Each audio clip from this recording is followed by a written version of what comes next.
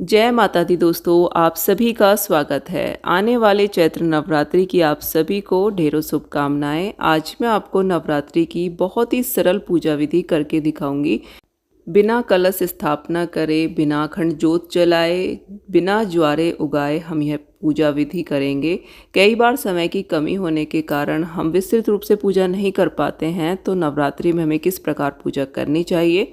तो देखिए, सबसे पहले हम एक छोटी सी चौकी लेंगे, उस पर लाल रंग का कोई भी कपड़ा हम बिछा लेंगे। उसके ऊपर हम थोड़े से अक्षत से आसन देकर माता की मूर्ति, फोटो जो भी आपके पास हो वहाँ पर आप विराजमान कर लें। यह पूजा आप अपने घर के मंदिर में भी सेम इसी प्रकार से कर सकते हैं, अगर अलग से चौकी नहीं लगाना चाहते हैं तो।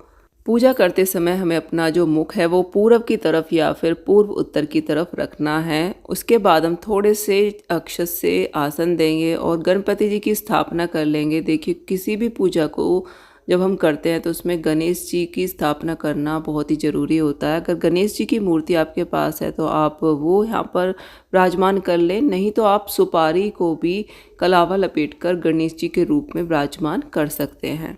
अब हम माता के सीधे हाथ की तरफ थोड़े से चावल रखेंगे और इसके ऊपर हम कोई भी पीतल, तांबा या फिर मिट्टी का कोई भी लोटा लेकर उसमें जल भर के रख लेंगे। देखिए, हम कलश स्थापना नहीं कर रहे हैं, लेकिन हमें जल अवश्य रखना है।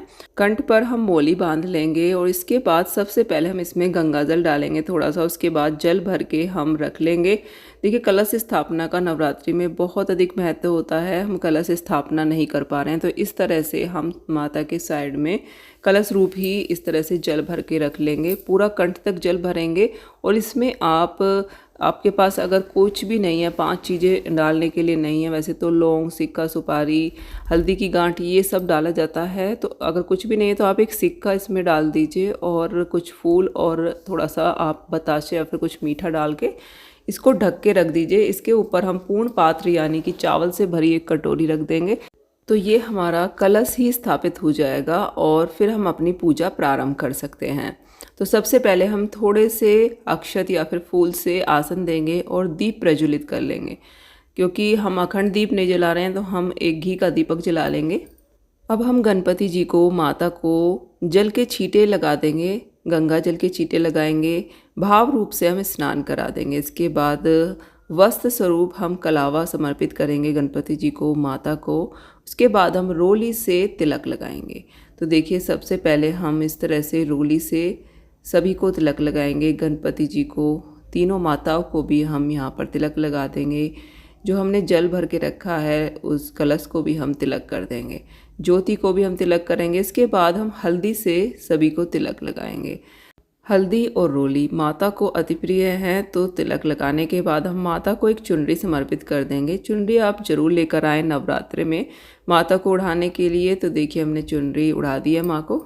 अब हम भोग में माता को बताशे और लौंग समर्पित करेंगे। तो देखिए, बताशे लौंग का भोग माँ को बहुत ही ज़्यादा प्रिय है। तो इस प्रकार से हम बहुत ही सरल पूजा विधि कर रहे हैं, तो हमें लौंग बताशे का भोग माँ को लगाना है। फूल समर्पित कर देंगे।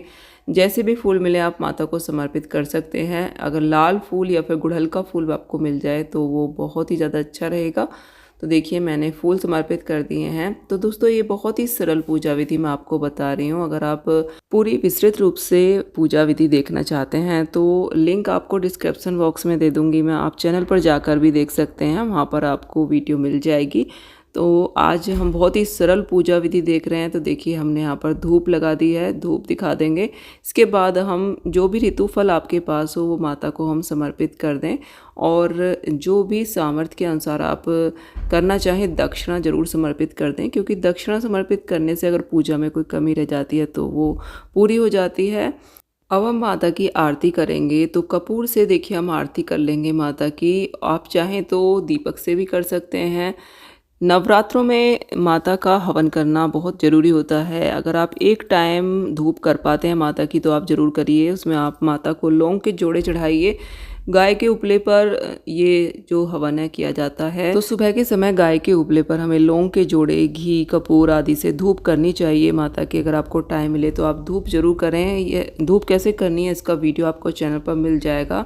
तो अगर आप बिल्कुल सरल पूजा विधि करना चाहते हैं तो आप इस प्रकार से कर सकते हैं। देखिए, इस प्रकार से लौंग के जोड़े धूप में चढ़ाए जाते हैं। मैं आपको दिखा रही हूँ कि 2 लौंग के जोड़े घी में लगाकर और इस प्रकार से अग्नि में हम समर्पित करते हैं माता को भोग के रूप में, और इस तरह से धूप हो जाती है। आप ये धूप छोटी सी भी कर सकते हैं, किसी भी छोटे से दिए में आप छोटा सा उपला रख के और उसके ऊपर आप जो भी लौंग के जोड़े हैं, माता का भोग है, ये सब समर्पित करके धूप, छोटी सी धूप कर सकते हैं। तो इस प्रकार से देखिए हम माता से क्षमा याचना कर लेंगे कि हमारी पूजा में कोई भी कमी रही हो तो उसको हम क्षमा करें। तो इस प्रकार से बिना कलश स्थापना करे, बिना ज्वारे उगाए, बिना खंड जोत के आप माता रानी की पूजा कर सकते हैं। नवरात्रों में सुबह शाम इसी तरह से आपको पूजा करनी है। आज की पूजा विधि अगर आपको पसंद आई हो तो वीडियो को लाइक करें, चैनल को सब्सक्राइब जरूर करें। माता रानी की कृपा आप सभी पर सदा बनी रहे। जय माता दी, जय सिया राम।